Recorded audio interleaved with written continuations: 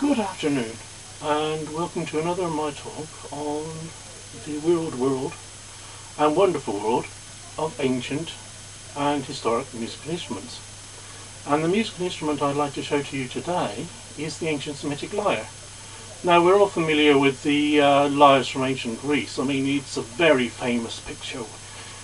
We all remember the pictures of Apollo, the Greek god of the sun and music, holding up the lyre and playing it along with the the ancient Greek bards, and the contestants in the great Greek musical festivals where they competed. Now, the stereotypical ancient Greek lyre, as invented by Apollo, has the shell of a tortoise for the body, two arms made of the horns of a cow, and then there's the cross piece holding the pegs and the lyres running down to it.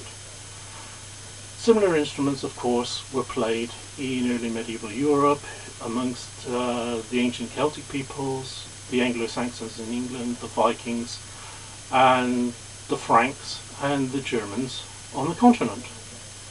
But the instrument itself goes all the way back, almost to the very beginnings of civilization, back in ancient Iraq and the ancient Near East.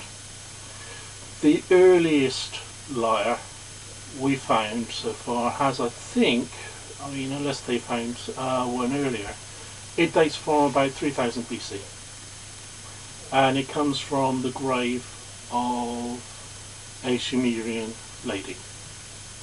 I think she's a lady, it might be a prince. No, I'm fairly certain it was a lady. Very ancient. The version I made, which I will now show you, I base on another ancient instrument, and it's from a tomb painting from ancient Egypt from about 1000 BC. That's 3000 years ago, the almost unimaginable distant periods of time. And it shows an instrument like this. There's a sound box, two curving arms supporting the pegs. Now, peg box itself, as you can see, quite shallow, although it's not too off the depth of a contemporary guitar. The instrument from ancient Ur has a shallower body. The body is only about half the size or so. It's down here somewhere.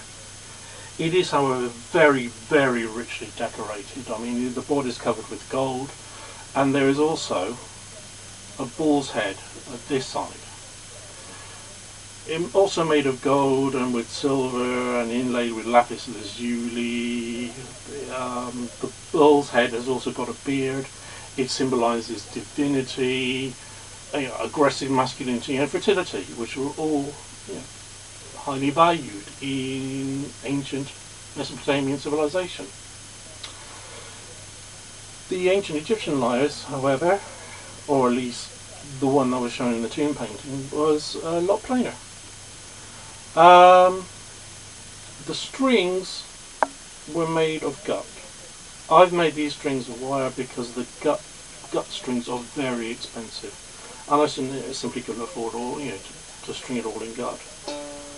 That's what one of these sounds like. I haven't tuned it. There is a reason for this. The pegs were held on to the peg box using grease, and I really didn't want to be messing around with that. I'll try and find a suitable substitute if I can.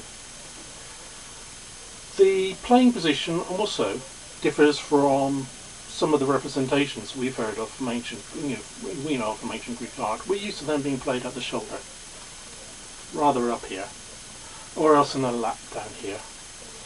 But the tomb art shows them being played rather like this, like a guitar.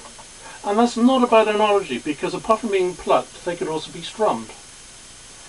Now, apart from being shown in ancient Egyptian art, they are also shown in the art of the ancient Philistines who of course gave their name to Palestine.